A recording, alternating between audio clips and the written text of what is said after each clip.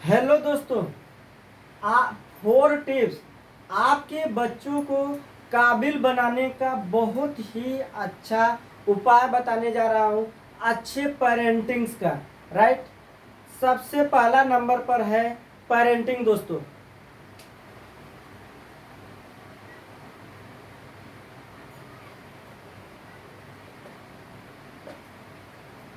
Parenting दोस्तों, सबसे पहले आप पेरेंटिंग है।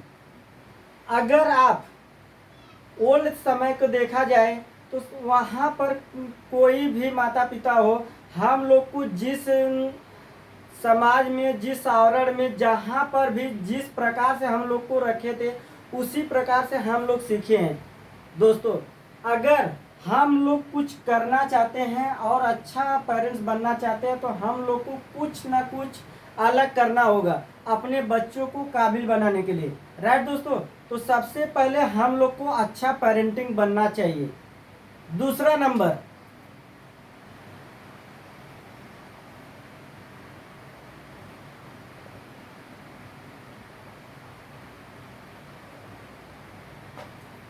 Smart parenting. इसमें क्या होता है दोस्तों कि अगर आप पेरेंट्स हैं तो आपको इस समाज में से थोड़ा सा अलग हटना होगा और अलग करना होगा। जैसे कि मैं एक आपको उदाहरण के तौर पे बता रहा हूँ दोस्तों। अगर हम लोग स्मार्ट पेरेंटिंग के बारे में सोचेंगे और अपने बच्चों को काबिल बनाना चाहते हैं तो उसके लिए कुछ अलग सोचना पड़ेगा, लेकिन कुछ हट कर करना पड़ेगा दोस्तों। इससे तब जाके हम लोग का स्मार्ट पेरेंट बनेंगे। राइट। अब ऐसे में हम लोग क्या करें कि स्मार्ट पेरेंट्स बन सके, लेकिन उसके लिए कुछ यूनिक करना पड़ेगा। ऐसा क्या है आप जानना चाहते हैं, लेकिन मैं आप लोगों को बता देता हूँ। बहुत ही आसान है स्मार्ट पेरेंटिंग बनने का, जिससे कि आपका बच्चा काबिल बन सकता है। उदाहरण के तौर पे मैं बता रहा हूँ, अगर आपका बच्चा कहीं भी जा रहा है, कुछ गलत कर रहा है, या स्कूल में जा रहा है, पढ़ रहा है, मैं उदाहरण के तौर पर छोटे बच्चों का मैं बता रहा हूँ। अगर आपका बच्चा स्कूल में गया है तो आप अपने बच्चों को यह सिखाइए, बेटा आप स्कूल में जाना और आपके जो दोस्त हैं उनके साथ में अपना टिफिन शेयर करना। इससे क्या है कि आपके बच्चों को दो कला मिली। पहला, आपका बच्चे को आपने क्या सिखाया कि आप एक दूसरे का हेल्प करने के लिए, इसमें क्या है कि वो हेल्प करना जानेगा, और टिफिन शेयर कर रहा है तो वह भी उसका जो मित्र होगा वह आपके बच्चे के साथ में भी सीखेगा और वह क्लोज होएगा और एक नया एक एक्सपेंड ऊर्जा लेकर आएगा, जिससे वह आपको बताएगा, मम्मी मेरे साथ में ऐसा हुआ, मेरा दोस्त मेरे साथ में भी टिफिन शेयर किया, पापा मेरा दोस्त बहुत अच्छा है। तो इसमें क्या है कि आपके बच्चे का ग्रोथ होगा। यह स्मार्ट पेरेंटिंग का तरीका होता है। तीसरा,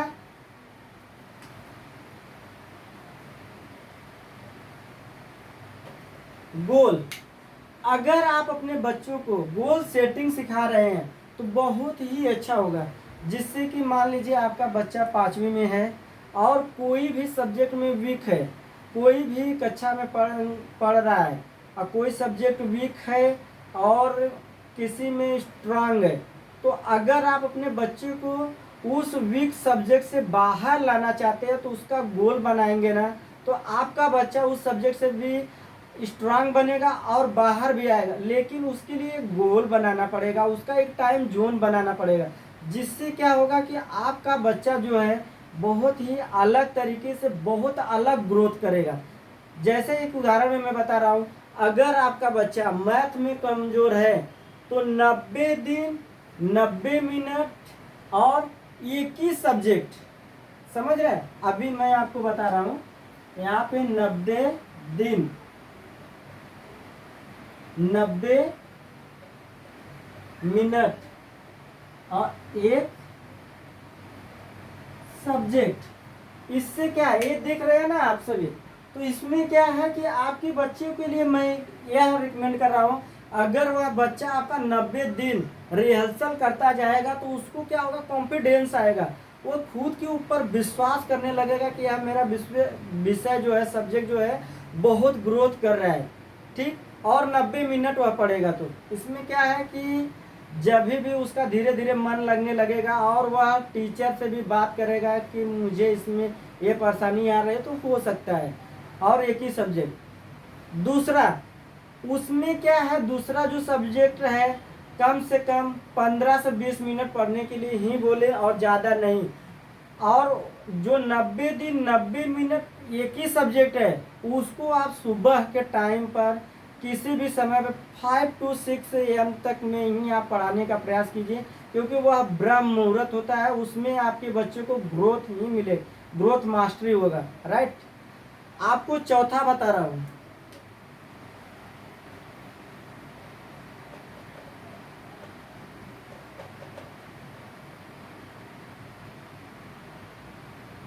डिसिप्लिन। चौथा नंबर है डिसिप्लिन।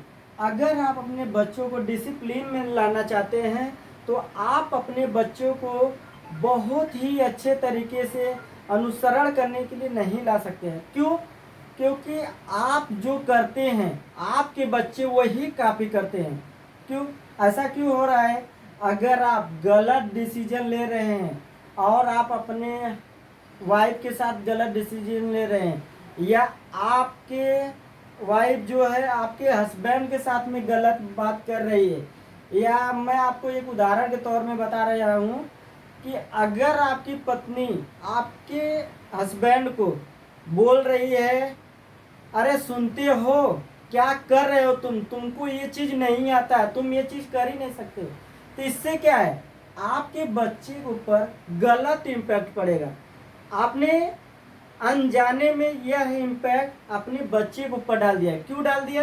क्योंकि आपने अपने हस्बैंड को बोला। अब आप अपने बच्चे को, वह आपका बच्चा सुन रहा है, जिस दिन भी यह वर्ड आप पेरेंट्स उस बच्चे के ऊपर बोलेंगे तो आप बच्चा भी यही मानने लगेगा कि यह काम मुझसे नहीं हो सकता। तो क्या कर सकता है इसमें? वो किसी काम को पूरा करने के लिए सबसे पहले कुछ भी आपका बच्चा काम कर रहा है तो उसको वह बोलिए कि बेटा आप इससे बेहतर कैसे कर सकते हो। आप क्या बोलने का?